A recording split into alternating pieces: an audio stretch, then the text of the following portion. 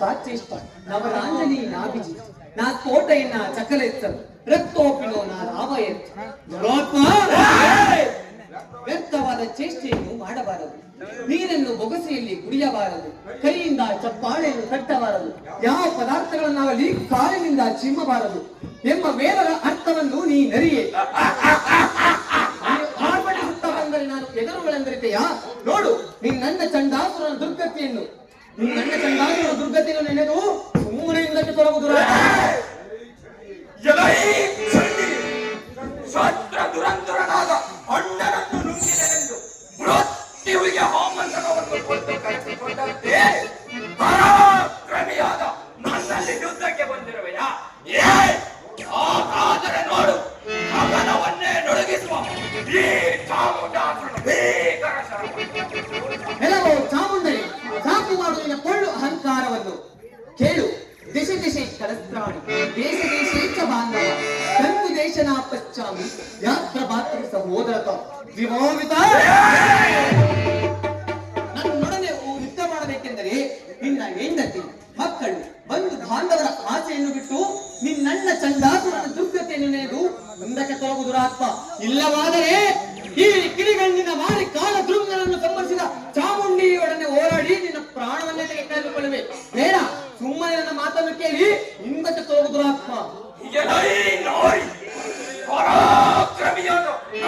ನಿನ್ನ ಹಿತೋಪದೇಶವೇ ಸತ್ಯವಿಲ್ಲ. ಸೋಗರದ ನಿಟ್ಟಿನಲ್ಲಿ ಬರುತ್ತಿರುವ ತೆರೆಗಳು ಮಹಾಮೇರುವನ್ನು ಎದುರಿಸಬಹುದೇ? ದುರಾಚಾರಿಣಿ, ನೀನು ಒಬ್ಬಳೇಕೆ ಮಾತಕಿಗಾದ ದೇವತೆಲ್ಲರೂ ಸೇರಿ ಒಮ್ಮೆಲೆ ಬಾಣ ಪ್ರಯಾಗಿ ಅವುಗಳ ಗಂಡು ಕಟ್ಟಿ ನಿಮ್ಮ ಸುರಕುಲದ ಶವಗಳನ್ನು ಕೊಡಿ. ಕೊಂಬುಗಳ ಕಾಷ್ಟದಿಂದ ಶವ ಸಂಸ್ಕಾರ ಮುಗಿಸಲು ಸಿದ್ಧರಿರುವೆ. ಚಾಮುಂಡನಿ ಹೇಳು. ರಾಜಾಪಿ ಮಹತಿಂ ವಿದ್ಯಂ ಪಿತುರಾಜ್ಞಾಯಿ ಪುತ್ರಸ್ಯ ಪಿತುರಾಜ್ಞಾಯಿ ಫಲಂ ಭೂಷಣಂ ಸುತಂ. ಎಂತಹ ದೊಡ್ಡ ಪದವಿ ಬಂದರೂ ಮಕ್ಕಳು ತಂದೆ ತಾಯಿಯ ಆಜ್ಞಾನುಸಾರ ನಡೆಯಲೇಬೇಕು. ಅವರ ಆಜ್ಞೆಯೇ ಮಗನಿಗೆ ದೊಡ್ಡಸ್ತಿಕೆ.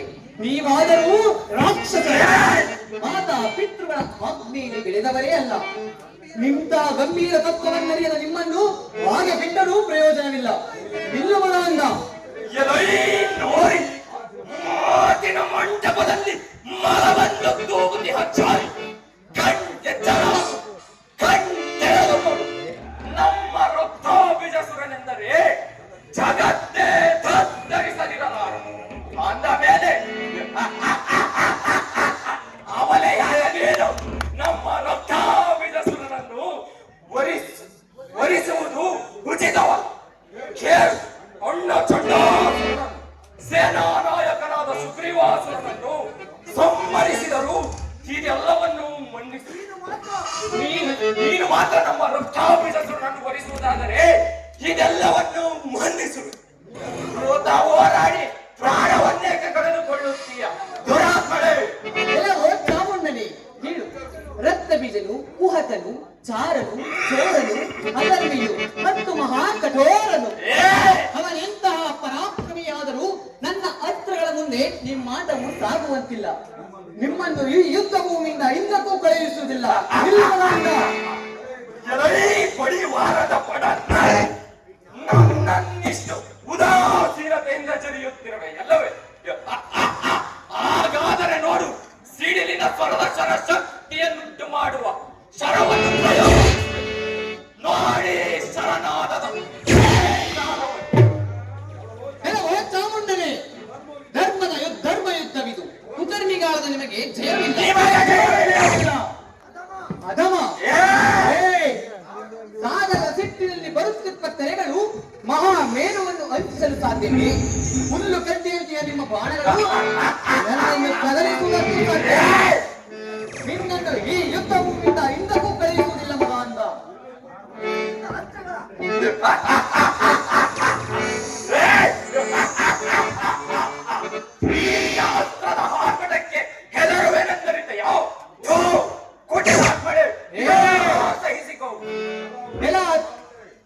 ಚಾಮುಂಡನಿ ಜೈ ಜಗತ್ತಿಗೆ ಒಪ್ಪುವಂತ ಈ